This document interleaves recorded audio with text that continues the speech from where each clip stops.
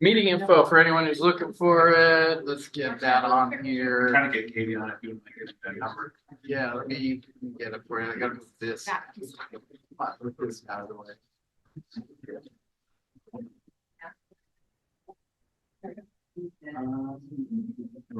Did you find it? No.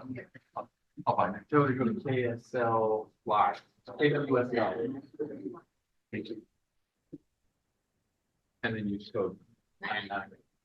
Yep. That should be. All right, everybody, welcome to 24. I'm so glad we're here. Yay! Don't y'all be too excited about being in 24.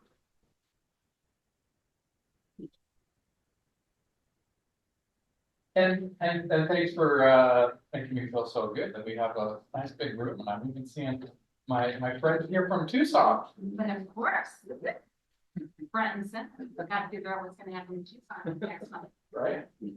How did you guys feel about the year that just ended? Good. I realized there's 4 minutes later. Yeah, some kids nodding. What was good about last year?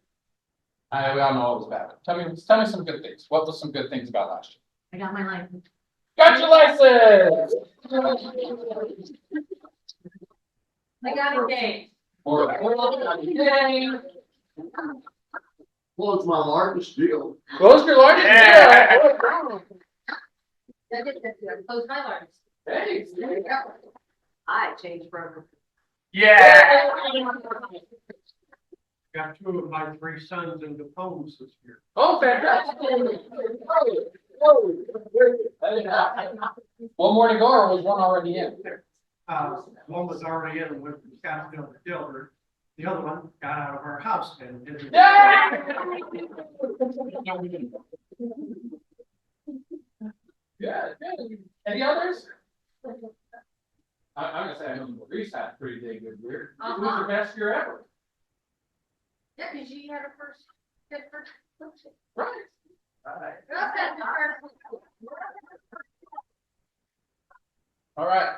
So see, there are some good things that happened. For as much as we're all like, wow, I'm so glad for that done and over with. In fact, I can't remember a year since probably like 2018 or something, where people weren't like, I'm so glad that year was over. You notice that? Especially since like 2019, 2020, every year it's like, can we just forget about that year? Then 21. Can we just forget about that year? Can we just forget about that year? Can we just forget? We need to stop forgetting. All right? We need to start making the memorable years. Okay? That's some of where I'm going with this. We've seen my and what I do with it, I put it away. That was not wise of me. The ultimate math equation for everyone to know, remember, use. You need to remember this every single day in 24. Okay? We're built for this kind of a market. We have everything we need for this market. Good, bad, or indifferent, we have it. Right? What's going to happen is as the year goes on, it's just human nature, so no judgment, but I want you to take a recognition and inventory of yourself and recognize when you begin to do the same thing. Is when things aren't going the way we want them to go, you start looking for somewhere else to place the blame. There's something else that caused it. This right here is the market plus your reaction will give you your outcome or your opportunity. Okay? The great equalizer right now, and always is, the market. Every one of us in here is dealing with the exact same market. Everyone out there is dealing with the same market. Okay? So why will there be different results? The reaction. What is the reaction to this and the things that happen to you? And this applies with anything, right? Something bad happens, right? We have to do a better job of taking this right here. You have to take 100% accountability for everything that happens in your life. Everything that happens to you is your fault. Everything that happens to you is your success. Everything. And well, so did this to me. I wasn't my, oh, well, no, you chose to be in that relationship with that person. That was your fault. It all goes back to our choices. And when we begin to take full accountability of the decisions that we have made, the decision might have been made 10 or 20 years ago. It was your decision, okay, that you made. The outcome is your decision as well. How you respond to it will give you your outcome. So this is not just something I want us to be thinking about for the market, it's life. You swap out market for E as in event. The event that happens plus your reaction will give your outcome. Okay. When we think about this in terms of the market and in terms of your business, it can give you one of two feelings. You can feel disempowered, like, oh, frick, the market is what it is and I have to do it. Or we can feel empowered, like, okay, I can take control of this, and there are things I can and should and will do that will give me the outcome I want. So take some inventory of yourself as I lay this out here, where it is you sit on it, where it is. There's not a good or bad. You're not wrong if you're like feeling more like, well, the market's beating me up. That's not wrong. What it is it's important to self-realize, internalize, and say, okay, how am I going to make 2024 the year I want it to be? You're in charge of that. Market's not. Oh, we're having low, we're going to see. We have low closings. How can I have a good year if there's low closings? Right now, your mind says, how am I supposed to do that? That's called we got two mindsets. We have that for you. We go. Okay, there's one around here somewhere that shows victim versus accountability. You guys seen that? Okay, if you haven't, I encourage you to look it up. Maybe we'll find it. We'll post it into the Digital Market Center. But we know when we're being victim based on the type of responses we have. And a victim mindset is one that's closed, not open to growth. A closed mindset oftentimes is one of protection. I know when I get into a victim mindset, that's usually what it is. I'm protecting myself. I'm trying to do some kind of protection or survival. So it's not, again, good or bad. It's important, though, that we recognize where we're at. When I don't want to be a victim anymore, I have to recognize that and step into accountability, recognizing whatever happened, happened, but it was my fault. I can blame whoever for whatever was done, but it is ultimately my fault or my success. So yeah. It also means I'm still in control. I haven't lost control to change it. Okay. What thoughts did that give you? You guys think about that. I didn't come to philosophy class, Jason. I thought it was a market update.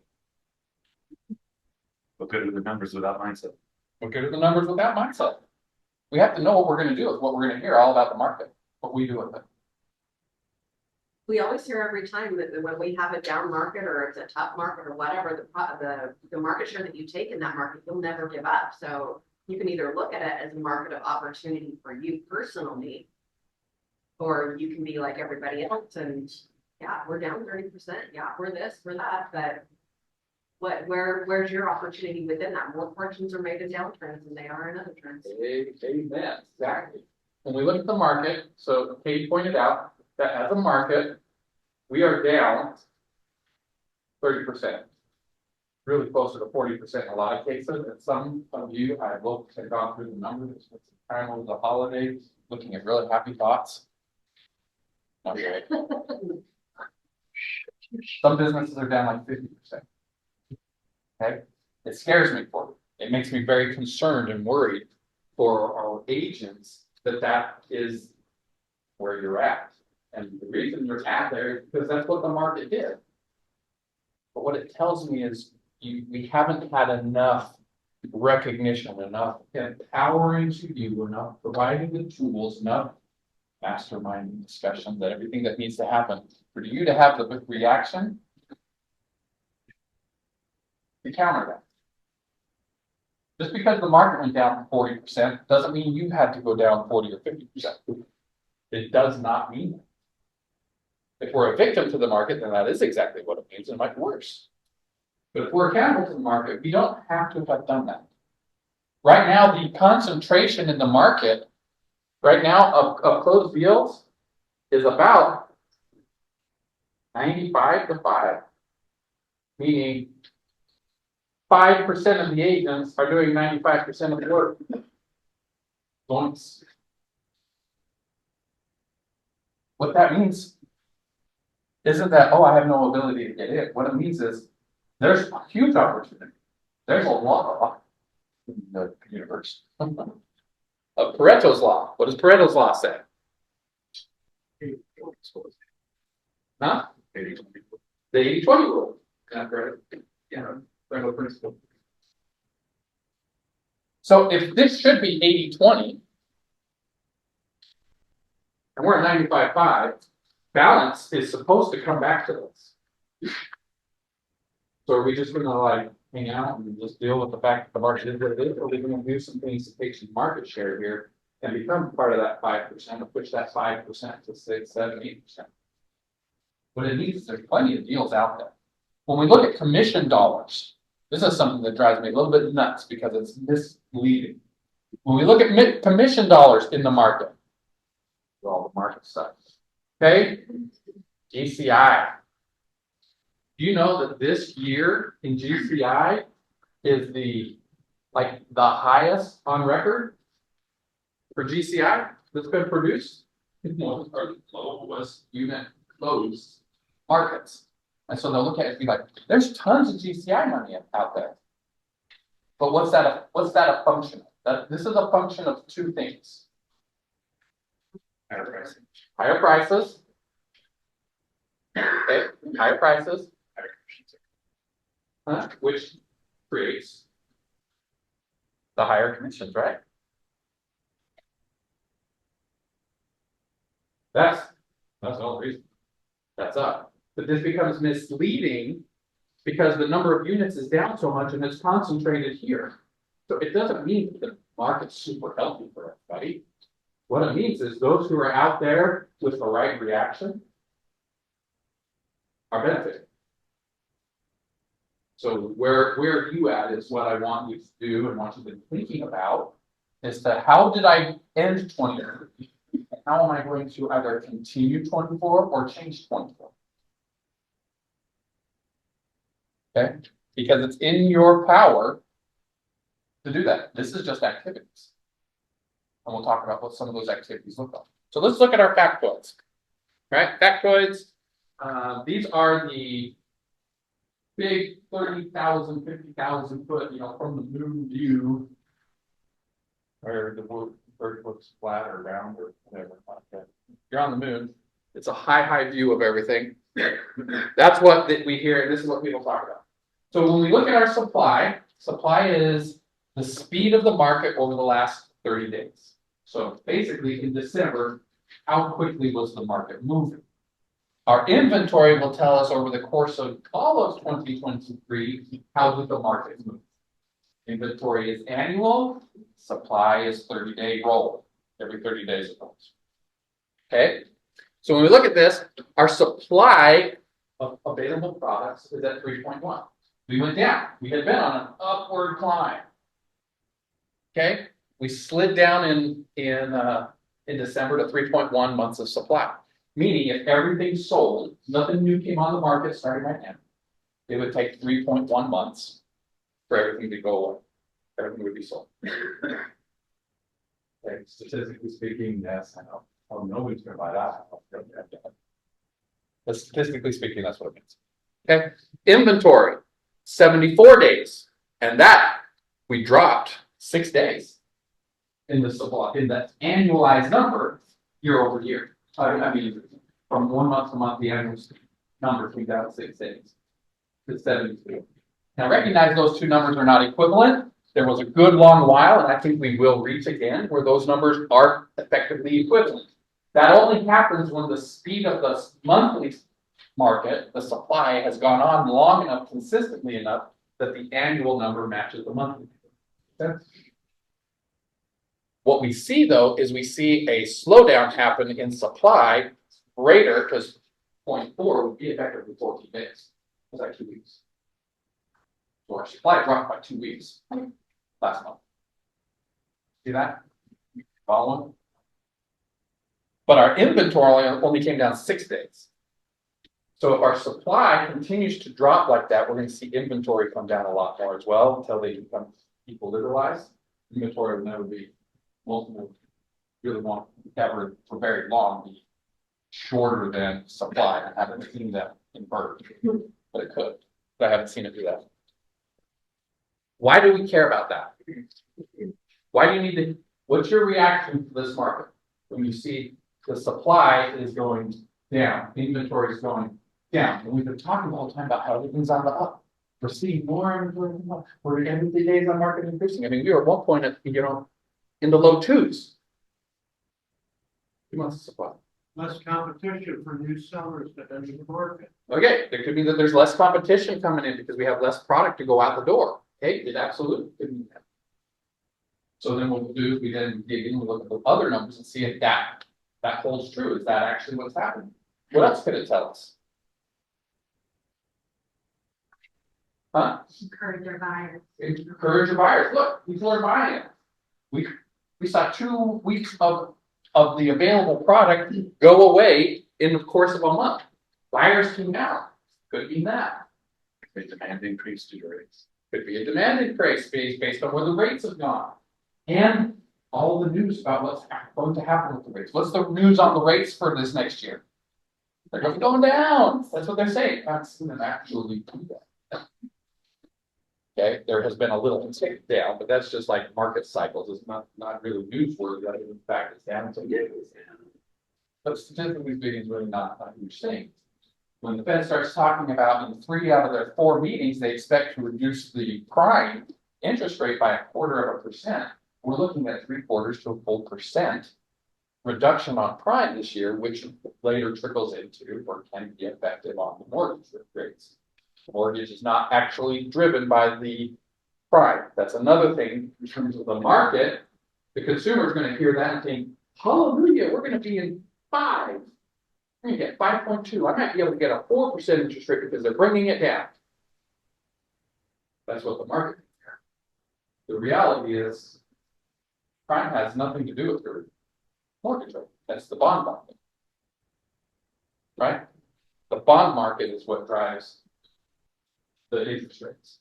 But the public inflates those all the time. So you have to be able to have a conversation that pivots them from one to the other and helps them understand prime reduction doesn't mean mortgage interest rate reduction. Separate vehicles. It informs it, it has an effect on it, but it doesn't drive it. Okay, so we want to be looking at all those things. But what it is frankly, and if for seeing supply go down and inventory go down from where we're at, that should be by and large a good sign. Like, oh good. The market's picking up. That's normally what it would indicate. The market's picking up. All right, well, let's look at our average days on market. Average days on market went up 10 days in the course of a month. Thanks. It's a little contrary to what we're talking about. Days on market went up, but supply and inventory went down. How are these staying on longer while everything's coming down? Telling you, our market for the last probably 3-4 years has been bipolar. So it's kind of used to this by now. Closed days on market went up 3 days over the course. So here we see, when we look at what's actually sitting out there on the market, the actives are going up, they're sitting longer. The closed are sitting longer, but we're having less supply and less inventory. What's happening?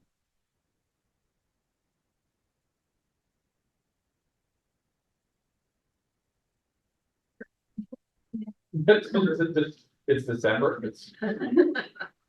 Okay.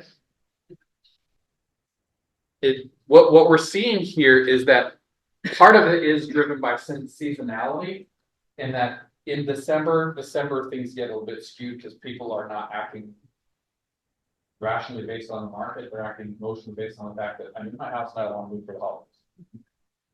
Okay, so I'm gonna pull my stuff off the market. Well, if I pull my stuff off the market and say I even just go temporarily off the market, supply is gonna go down. And we have a lot of homes that go canceled or temporarily off the market in December. Because it was like, I'm not dealing with this over the holiday. And then they'll come back in January. So that ends up being another factor to consider as to why did that come down. It also will tell us if that was what happened, expect it to go immediately back up next month. If you have quick rides, because it's just, they took a pause on the available inventory and then came back on. If it's temporarily off the market, it's not available, it's not part of supply, it's not part of inventory, because it's not actually available. Make sense? Active square foot, my goodness, it's racing fast. 32 seconds. Our clothes went down, yay, $1.01. Average sold is down over the last 30 days. The median was down over the last 30 days. And that's another interesting point. The average sold over the last 30 days was 560 and the median was 430. What's FHA? What's your loan limit on FHA? 530 change is the limit. So your purchase price is going to be about 550. Remember this thing everyone always talks about, affordability? Is it truth or is it myth? If the purchase price, FHA is there to be able to help people get in out their monthly cash flow. That's the determiner on affordability. But what we can say is that the products and the tools that we're being given are there. We have what we need to recover. Okay. When 50% of all homes that are sold are under $430,000, and FHA limit is another 120,000 above that, there's product out there. There is ability to get into something. They've got tools for us to be able to close, to buy. We just don't have the demand. Because buyers are picky. That's part of it. That's absolutely part I of don't it. want a townhome for my first. Right. I always thought I was going to be buying that four bedroom, 3 baths, 3-car garage on a 1/4 acre, like my parents have as my first home. Pool and slide, right? All that kind of stuff. So there's that. There's the market. What's my reaction to it? And am I going to finally make a choice to do something about it? When we look at the median sold, check that out. The median sold matches the 30-day sold.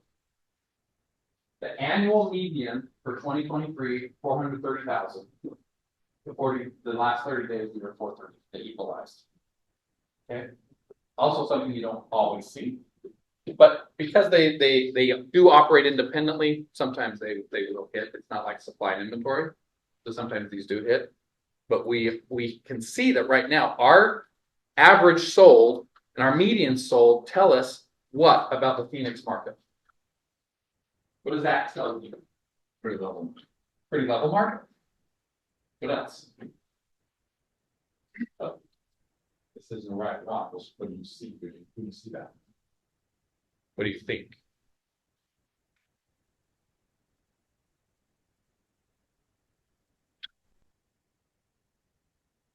Nothing.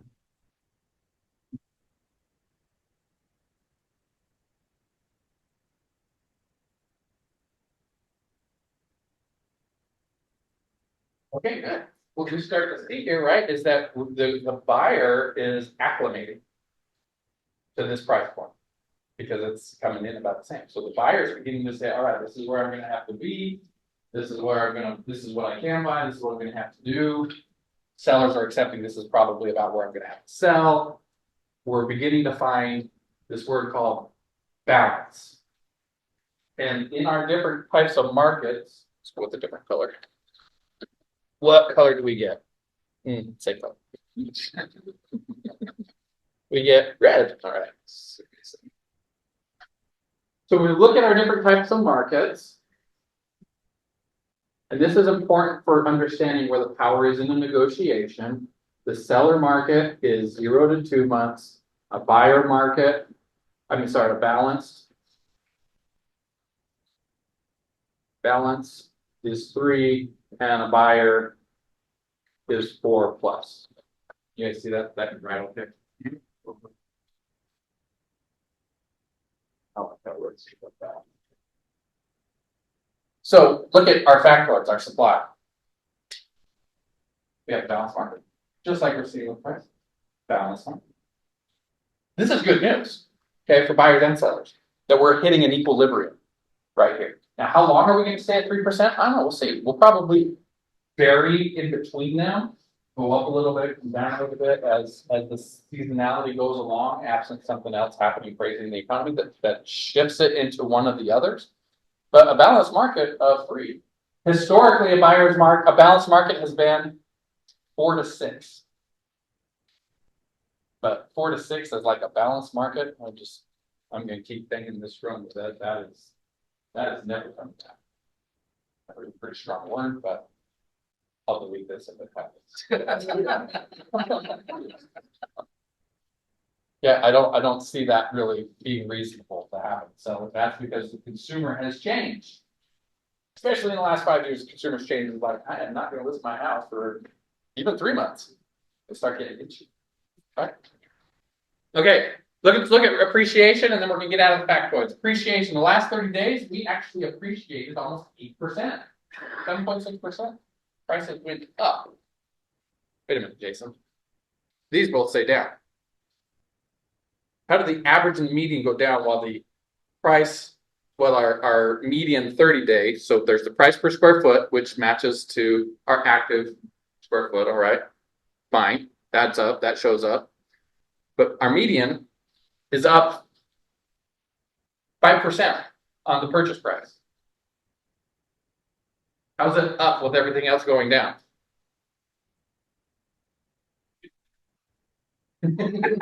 Sometimes that is, yes, kids can math. Sometimes that is. How can we have the median going up if we're showing the median coming down? Well, this median isn't over just, or we look at the last year. See, it's down 4.4%. So monthly, we can have a change like that. It doesn't mean that this is compared to the previous month. And so based on where the house is sold and how many of them were sold, that will determine whether or not the median is going to actually rise. Because remember, you're not dealing with just straight numbers up there. If we have 430 is our number here of our median that's sold, and we have 30 days, we've shown that it went up 5%. I don't like this thing. Yeah. I was wondering when you noticed that. That's terrible. You've been monologuing for a while. I have. You just turn on. I do. Just like go on. The guy just stops. This is how you know the evil guy's about to get it, right? The evil guy always starts monologuing before the good guy gets him. And you kind of aren't talking about awesome things. No, I'm not. I really don't like that. I'm gonna make that go away. Unchecked enable monologue detection. What? There's a check. Oh, hey. Bye.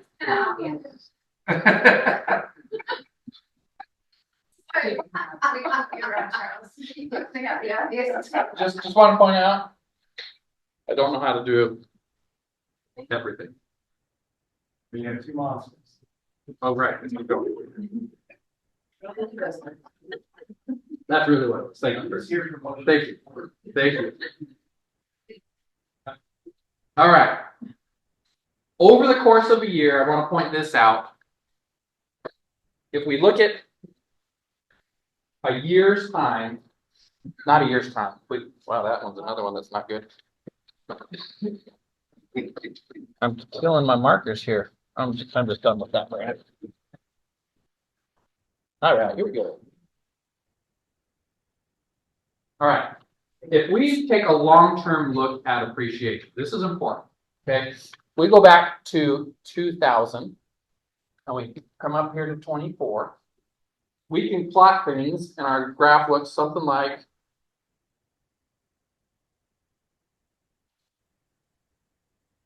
something like that. Okay, this is what it would look in this century. I'm not making this all full. This century, this is what the market was like. This here would have been 08, 9. This down here is 11.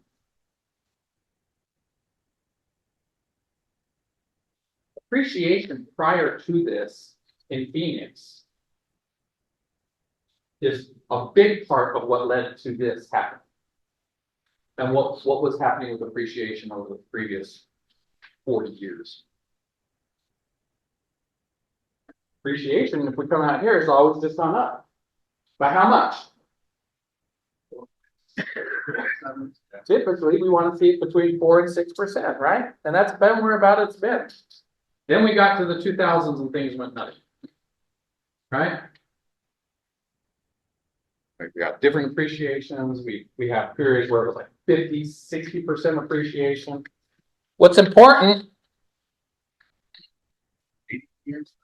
right, is if we draw a line from here to there, this line that runs through there over the course of all that time, 4.4%. Meaning, for as crazy of the years that we've gone through, on the long term, as real estate will always say, it's a long-term investment, it's been solid. 4.5% has been the appreciation. Right now, we're a little above that. But this way to look at this is all this time here, everything was on sale. That's my entire career. I got licensed in 10. So my entire career, Phoenix has been on sale. We now have crossed over that line where we're asking a premium. And that premium that we're asking for is about, here in Phoenix, about 12%. About 12% above the trend line. Actually not too bad at all. That's not anything to be concerned about. This right here got to close to 40% above the trend line. That was a problem. So when we look at the market, we start to understand that things are actually really becoming a lot more stable. That's why we're doing balance. The next thing that comes after we start having balance is going to be what do you think? Chaos. It's kind of what happens. We're going to draw. This is kind of how the cycle of everything works. All right. You have calm. Then you have something that innovates or disrupts. Then you get a frenzy or things get crazy.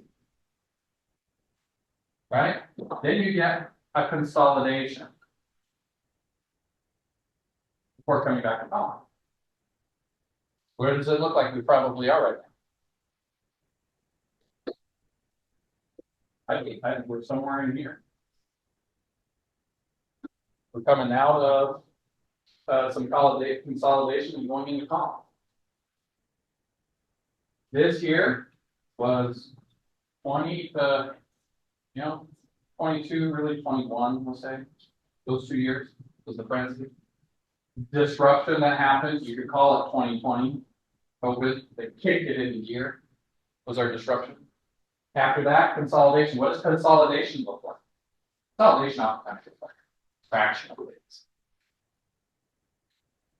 Our consolidation has just been reduce of the number of buyers, reduction of the number who's out there able to go purchase, wanting to scale. It's consolidated. And now as we are hitting a new equilibrium, it's becoming calm again. I in a lot of ways actually look at this in terms of our market as this is all good news. This is all very positive. The outlook for 24, I think, is going to be here. This is probably going to be 24. I'll believe this by now. Why do I say that? I say that because I think we're going to see in 2024, not a repeat of 23, but more a repeat of what 22 looked, which was better than that, but not crazy like 20 and 21. I think we should expect that we did the time pace for what we saw in 2021, 22. 2022, that's what this year should largely look at. The disruptive factor here to watch, of course, is the mortgage rates. Mortgage rates are the things that can cause a new disruption and then kick things into a possible frenzy really fast. That's what we have to be keeping really on. But based on even where they're saying reducing the interest rate by 3/4 to a full percent, I don't see that as being enough to kick in a frenzy because our purchase price of where it's at. But will it help us be nice and balanced, more normal of what we've seen? Yes, it will. Okay. What do you guys think of that? Lovely.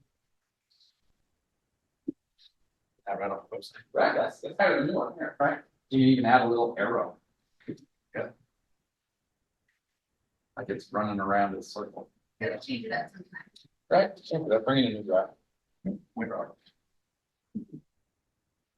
When you have a whiteboard problem, right in the back, you have to come up with new things to innovate. First thing is the vision. Yes. Question. John, So taking the, median home pricing, 430,000, are the lending institutions that really don't deal with many buyers? So the lending institutions still making a requirement that the buyer has got to have, the house payment cannot be more than about 30% of its total discretionary income, is that correct? the DTI has gone up. Where's our DTI at, right? Someone who's just recently looked at the bottom. 47. So 47%. It can be that high. Yeah. Okay. So the DTI has been going up. Actually, I think that's where it got up to 45%. I was going to guess like 38, but yeah. Well, I'm going up. basically was doing the numbers while you're talking, and based on what I've always known, which is 30, but even though it's higher now, when these first time home buyers, they have to make over $110,000. That's correct. That is correct. So I saw this thing recently. I just saw. Thought it was pretty fascinating. It was how long will $1 million last you in retirement? So let's say you were to retire 2023, it's done, enough, I'm retiring. I got $1 million in the bank. Not long. How long will that last? They broke it down based on every state. Okay. We are the 15th most expensive state to live in. Ours will last us over 17 years. And then the parks will last us over 17 years. And of course, these are conservative numbers that they're doing now because no one wants to be saying, hey, $1 million is going to last you 8 years. Right. So there's some conservative numbers in there, fair. But we were number 15 on that list. Okay. That has to do with like what John's talking about, cost of living, the prices being as high as they're at, you look at all the other costs of stuff. And yes, you have to have a household income north of $110,000 to really be in a place where you're buying at the median price point. Okay.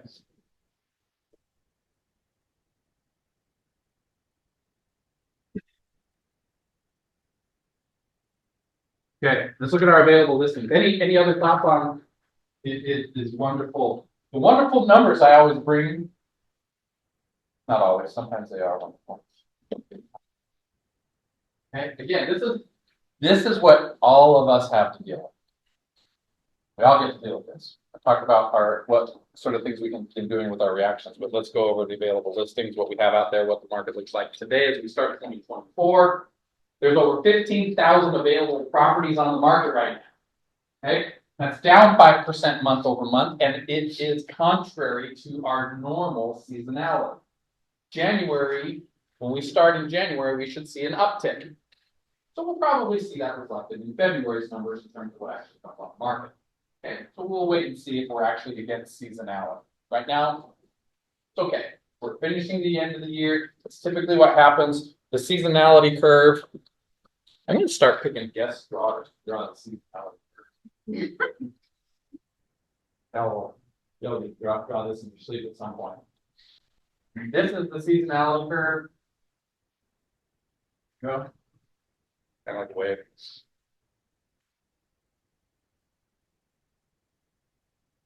Okay, this is January. This typically, in terms of the listing, this is available listing products. This normally hits in, let's call it April, May, April, March, right in there somewhere, depending on the year. That's about when it happens. Then we have this drop here, which is going to show up in August. We have this pop here, which is October, and then we decline through the end of the year, which is actually what we did. Are we going to get this? That's what we're going to watch for, to see if seasonality holds up.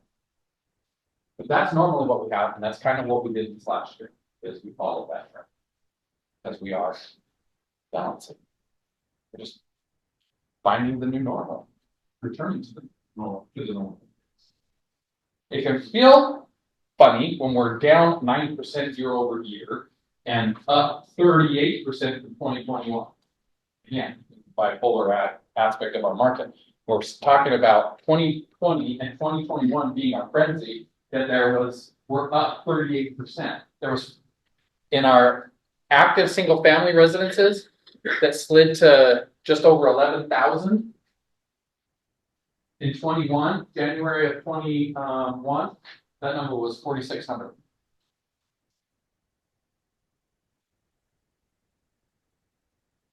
Did we have an inventory problem then?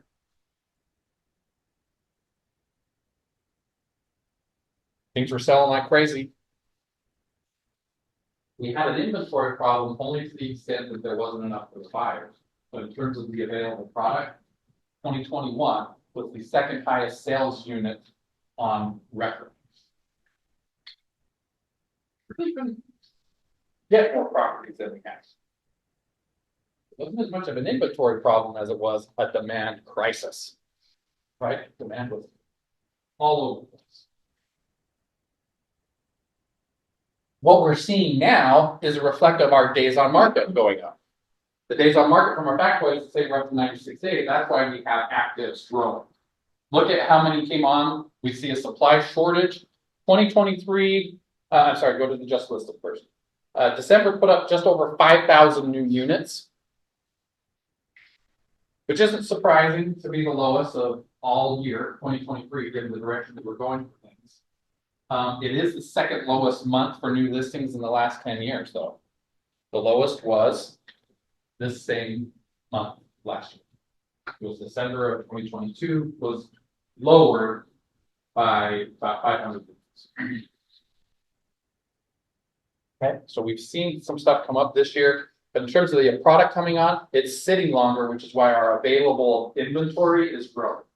Is because the product's sitting longer, and we see that based on the supply being over 2 months, that these are just, it's just going to sit a little bit longer. We have to bring that expectation to our listing appointments. We have to bring that expectation. We have to bring that to our buyers as a strategy when looking at homes. And if so, if a home's been on the market for 90 days, it doesn't mean there's some big foundation break on it. The trusses are all falling apart. It doesn't mean that. At 90 days, it just means it's right on the average. So there's a lot of other buyers who are like, I don't know, that's been on for too long. I want to look at the newer stuff. Go give that other stuff another look, right? Supply shortage. Let's check that out here. Supply shortage is the lowest year of available listings on the market in more than 10 years in terms of our annual number, total number of homes that came on the market. Over the last 10 years, the average annual list count has been over 106,000. We're barely going to make it to 100, barely going to make it to 84%. 84,000, that's down 25%.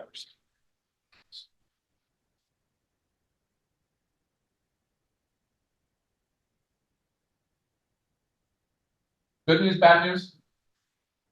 It's just news. It's just news.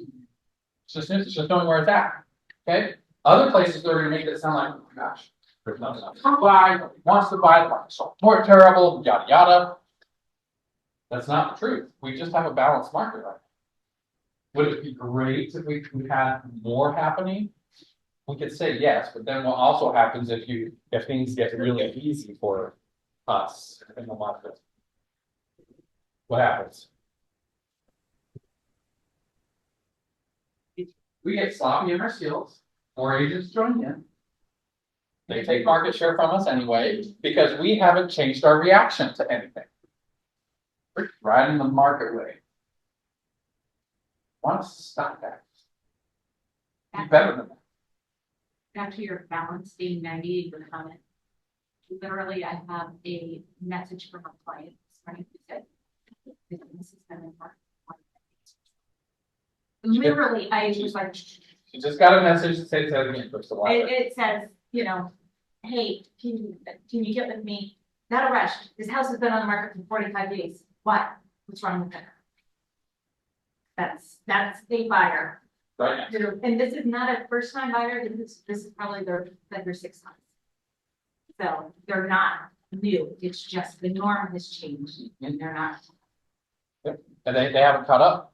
Their expectation, their perception on reality is that everything's still really quick. And if something doesn't sell immediately, then there's something wrong with it. That's a huge opportunity for you to educate and take advantage of that. But actually taking advantage doesn't sound like win-win. Yeah, it is. Buyer wants to buy, seller wants to sell. It is. When you go in and you have those discussions, be strategic in how you're making your offers. Let's look at our under contracts. In terms of, I want to just jump right to the in the under contracts. First bullet point in the under contracts. Okay. In December, there were almost 5,000 price cuts to properties. So that's a third of the all available product had a price reduction on it. Then you look at 48% of all closings had concessions. 48% of all closings had concessions.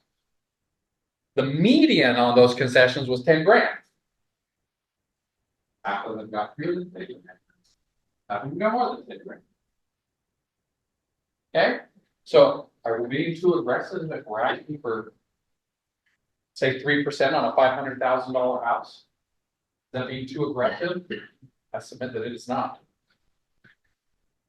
The median's 10 grand, and at 500,000, you're above the median on price point. You're not. Use the statistics to your advantage and negotiate that way.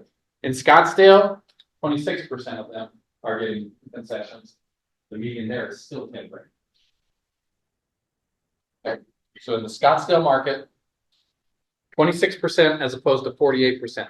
Phoenix and Tempe are actually 49% of all closings have concessions at $10,000. Median across all of Armless is 48.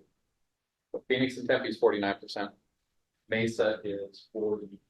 Mesa, Chandler, and Gilbert were all right around 47, 46, 47, right there. Okay. The reason that's important, I want to point that out, is because we need to use this for our advantage as we react to the market. And when we see that things are sitting a little bit longer, we have more negotiation power because it's balanced. Buyer and seller have equal negotiating power. In our under contracts, we only got 52, almost 5,300 under contract. We really want to see that come up. It's down 12% month over month. That is actually totally contrary to seasonality because we normally see a kick in December. We usually see December sales pattern typically goes like this. We start below it, we come up, we peak right around it, then we come down, we get a little bit, but not much, and then we kick. Like ski jump in December usually. That didn't happen this year. We didn't ski jump. We just kept going down. Why? Not entirely sure. Part of this is usually because real estate becomes a place where people are sheltering their cash. They go and they buy houses right at the end of the year so that they don't have to then realize the taxes for them. We just didn't have as much of that happen this year. Why? Because they were probably over in Minnesota or something buying 4 houses instead of 1. Market better. Yeah, well, and the financial market's doing better. That's an excellent point, right? Financial market, when you look at the stock markets, everything's up, so it becomes less of a thing to pull any of your cash out of your stocks while things are on a good rise and just leave them. That's another good point, Charles. From the knuckle drag. Self-proclaimed. Expert, that's okay.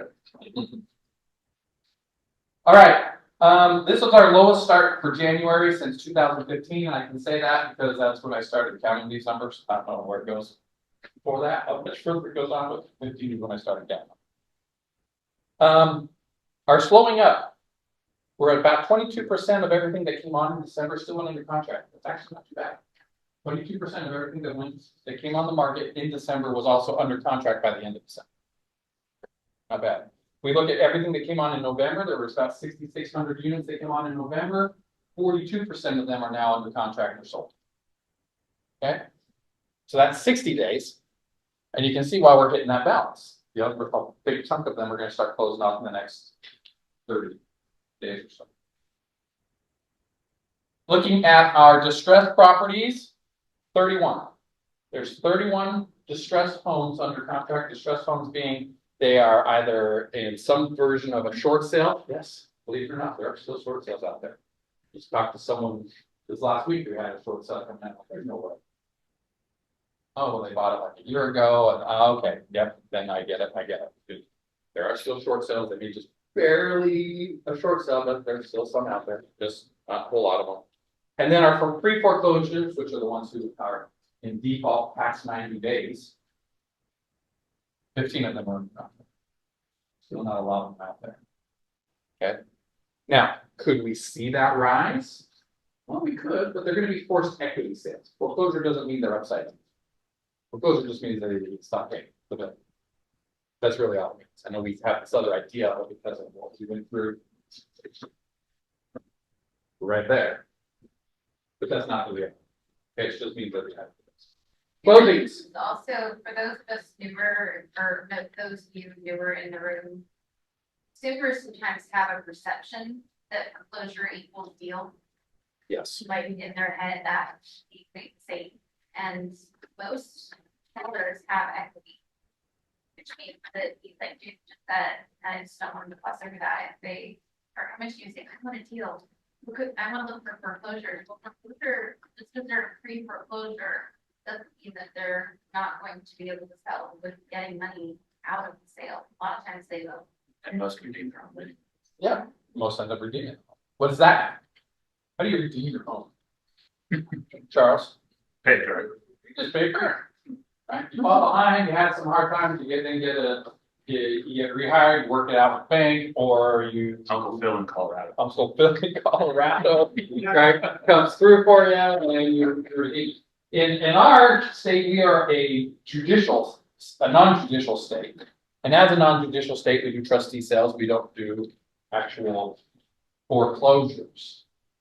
Okay, there is an actual foreclosure that happens on a mortgage, and it is a judicial process.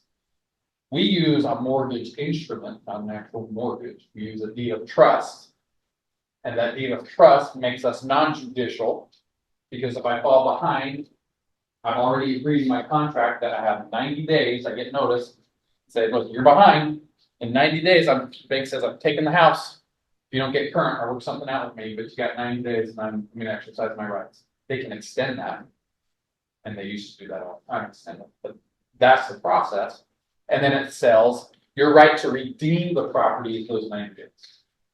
When it's non-judicial, when it's judicial, which happens here only usually if like the HOAs foreclose on the property and then it's got to go to a sheriff's sale.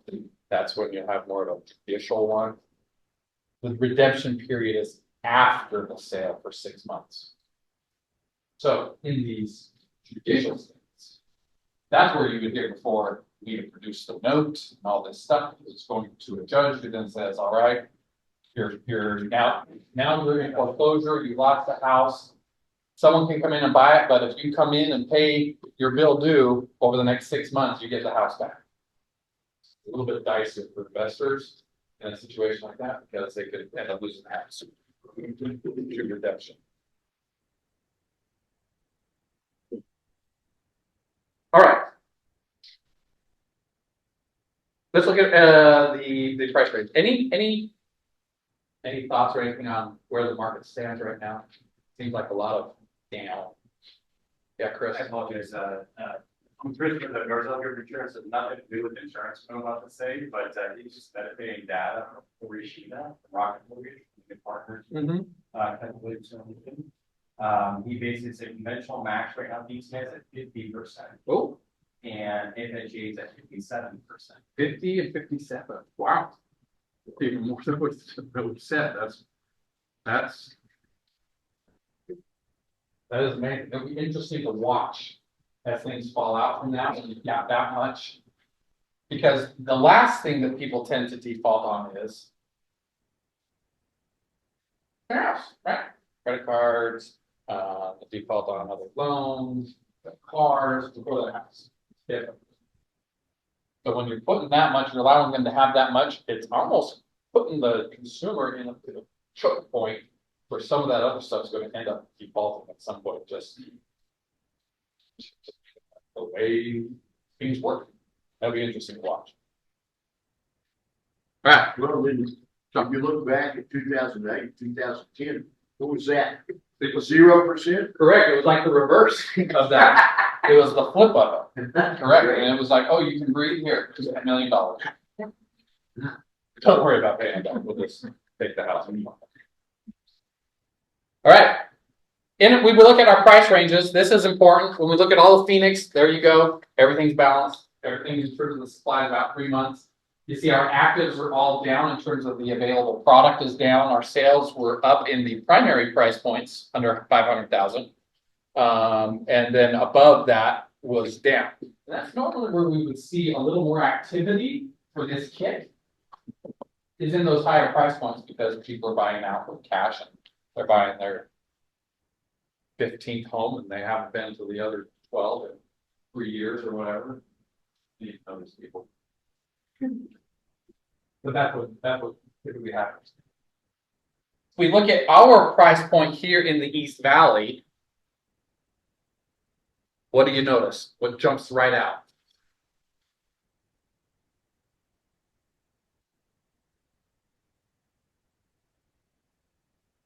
Under 250, what do you see there? Up arrows, All across there is up in actives, up in solds, up in supply. Everything else is down arrows. So we have trailers.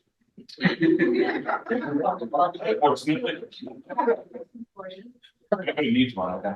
Right. Snow could be some of the snowbirds coming in, right? Finding the trailers. Nothing against trailers. Check out the primary price point between 250 and 500,000.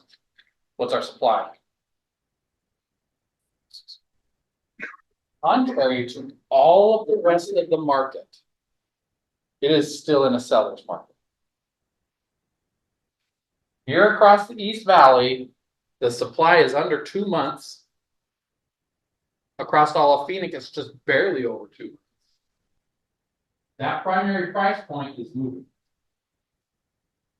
Because it's like the affordability right there. And as we are balancing, that's where the balancing is right through there. And that's where it's happening. That's where a lot of the activities happen.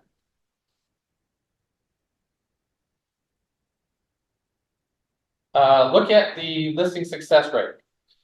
We look here under Phoenix Metro, listing success rates at 68%.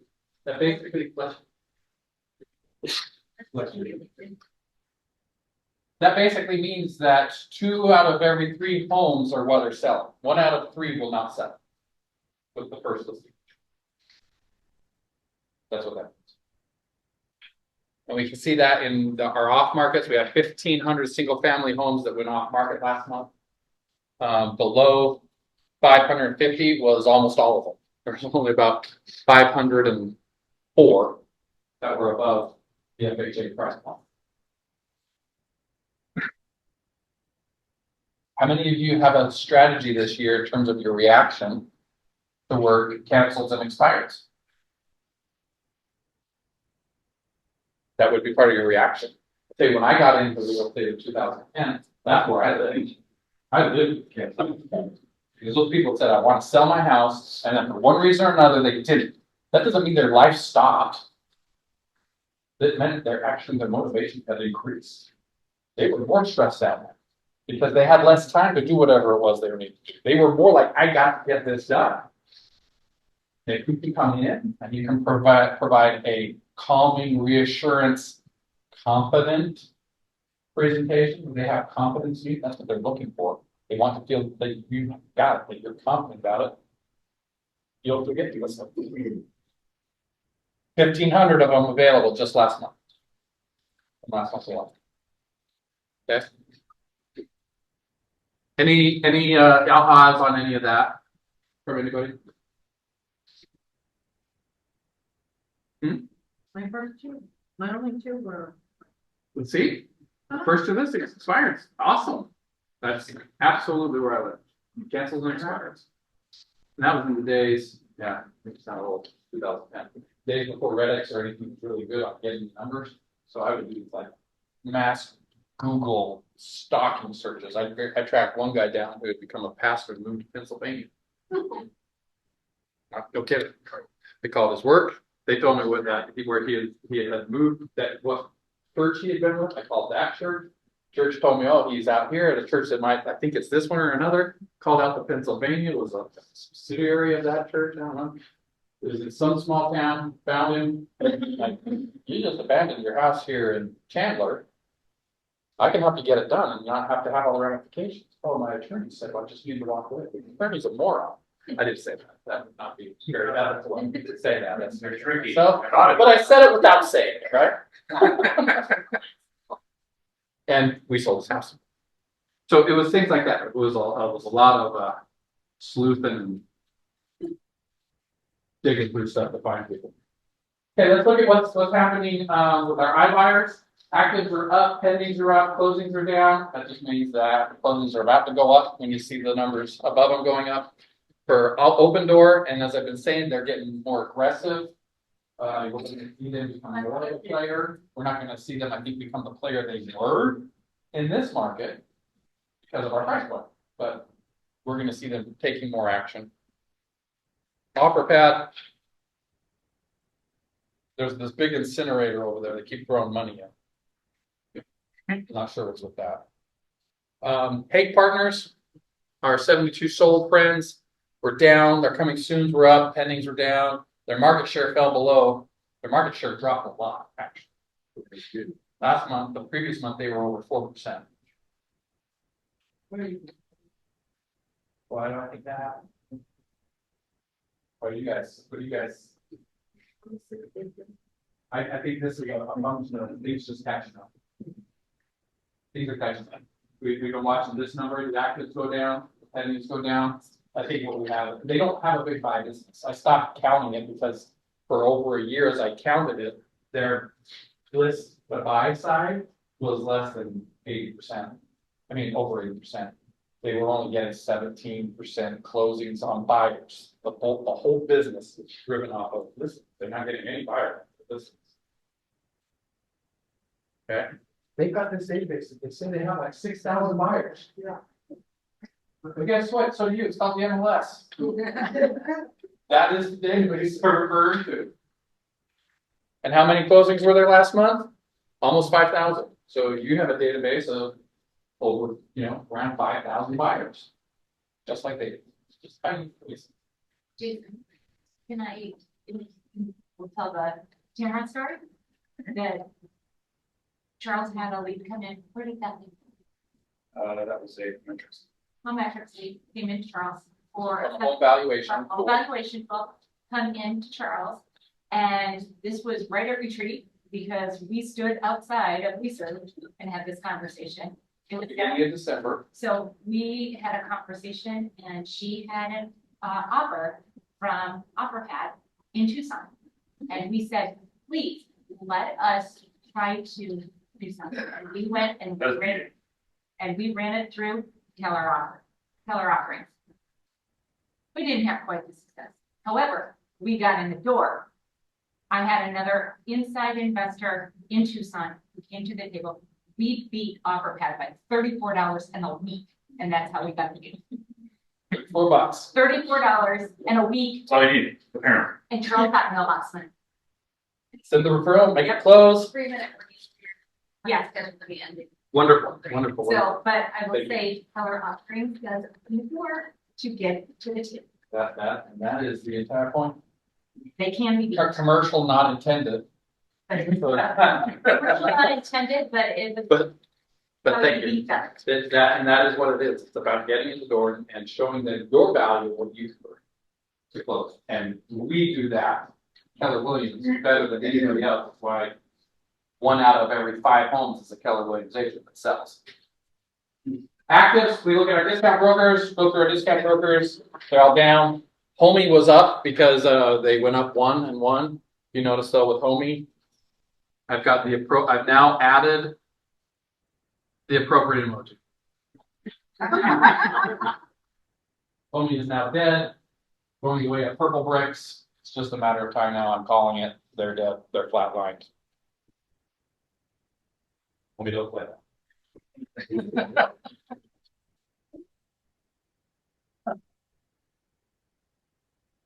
All right, let's look at Keller Williams. What are we doing?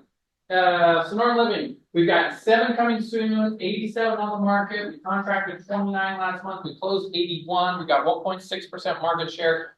On the year, we closed over 1,100 units for over 651 million.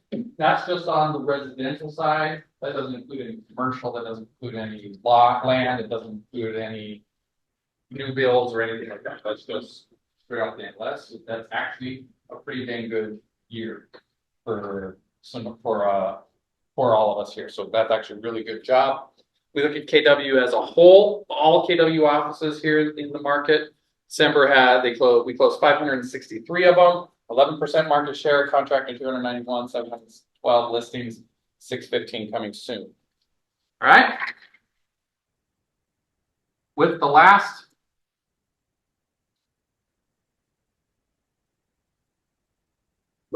couple minutes or minute that we have,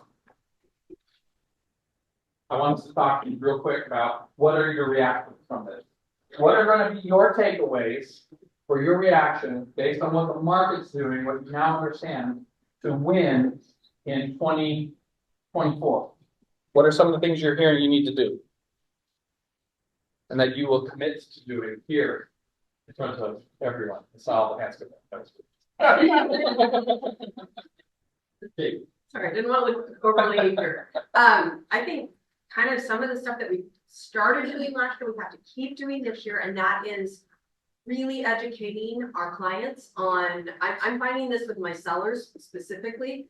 When I did my consultation with them and I told them the days on market, they didn't believe me.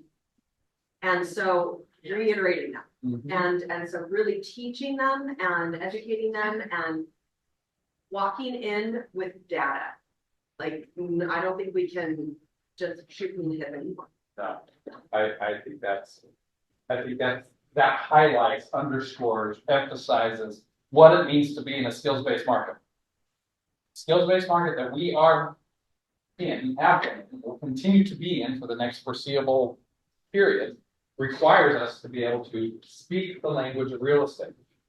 Okay, something that I think that we should know that I want to reiterate a lot is this here, that most agents know what's happening. Good agents understand what's happening. But the great agents, that's you, can explain it. So this consistency, days on market data, that's going to be, you need to teach it, which equals be an advisor. And sure, we'll put a $sign on that. You need to be an advisor. Okay, the advisor doesn't just know the market, they don't just understand it, they're able to explain it. They can take this and apply it not only to their own circumstance, but they can say, okay, Mr. Buyer, Mr. Seller, whoever, based on your situation, the market says this is your situation, this is what your outcome can be. Because we're going to apply these tactics to it because I understand and can explain it. I can now educate and teach them. Being the advisor is the key. Move yourself into an advisory position, not a counsel, not a counselor, not a consultative one, advisory position. That is what you're doing. We're going to think different in 24. We have everything we need, but to utilize everything we need to think different. We're going to think different in 2024, and that's how we're going to recapture this right here so that we're in position to hold that market share and go up as the market turns. This is what's happening, and we want to be positioned for it. Okay. Any final thoughts? Questions? You know my background, I came from commercial. Every time I took a listing, I got a 12-month listing agreement. Okay? I bring Okay. that over to residential. So if I've got someone that I'm gonna list their house, I tell them we're gonna do it for 12 months. Good. I'm curious as these days off market, when these guys go out and get listings, do they try to get a 12 months listing? Is it a 6 month listing? Is it a 30-day listing? What is it? What are you guys doing? When you go get your listing, what listing period are you? Six. I'm looking at days on market, whatever that is, they usually double it. Or that's what I shoot for. Elizabeth says. Okay. Huh? 10 months? So you see, it's kind of in different spots. There's no one tried or true reason for it. What I'm going to tell you in this, is I want you to think differently about it. Think differently in terms of what does the consumer want. Be willing to be agile to that. Know that what I want, I need. So I go in asking for a year. I go in asking for 10 months. I go in asking for 6 months. I like Katie's looking at the data. She looks at the data and says, okay, based on here, is days on market are 40, so I'm going for 3 months. Right? Right? That becomes a pretty reasonable way of explaining it to them. It's saying this is why you need to sign it. You only need to really look at what I would say is go for what is your business is built around, but don't be closed off to what the seller needs and adjust accordingly. If they're feeling like they're really skittish about what the house being sold, okay, well, you need to dig in and find out more about why are we so nervous about it? Why do we have so much uncertainty about selling? You're pretty certain you need to sell, but you're uncertain about the process. So what is it about that? Dig into them, and it may be about your commitment. So is a fear of commitment a reason to not take a listing?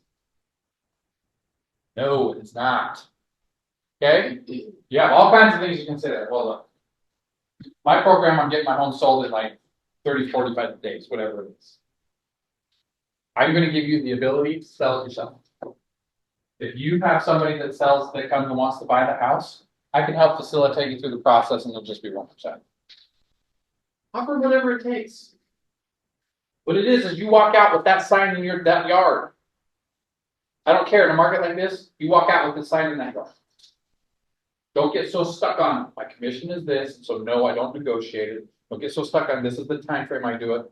Be willing to be agile enough to get your sign in the yard. That's where you win. Get the sign in the yard. You work with the rest later. But my overarching big recommendation for you is just think differently about how you can secure that list of particulars. Great question. Well, and I tell you Great what, question. that's the thing about the realtor versus the commercial world.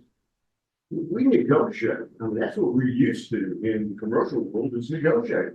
I mean, I've had several buildings that I've had, or office buildings or commercial retail properties, and the owners will come to me and they go, okay, this has been here for 6 months and we're not happy with what you're doing and we need to make the change. And I go, well, let's talk about this. And bottom line is just like Jason just said, be available to negotiate, because that's all you got to do. That is right. To do. If you find out, like how you said, the only objection is they think that they're gonna sell it to their sons, boyfriends, girlfriends, friend from like purge 3 times removed, and that's that one person I think is gonna actually, I'm purposely like trying to be as obscure and ridiculous as possible, because that's what it really is. And say, okay, well, if you sell it to that person, we'll do it for 1%. Is that the only reason that you would not sign a listing agreement? Say, well, we can take care of that. And so, get it signed. Because the likelihood of their son's girlfriend, boyfriend's, whatever, actually buying it is like 1 in a million, probably. They may not qualify, they may not actually want to buy that house, like, there's so many different things, and if you let that become, oh, okay, I understand, we'll just talk later. No, Even if 1 in a million means so you're saying there's who cares. And if you help a renter, put them on a 2-year. it's why That's right. it's so important. Because if you let them talk you out of it, or you talk yourselves out of it, that's you and you're the problem. Because we are 100% responsible for the outcome or opportunities we get it up there. Okay. Thanks everybody for being here. Smell the food. Let's eat. Sorry for y'all doing it. It smells really good. My pleasure.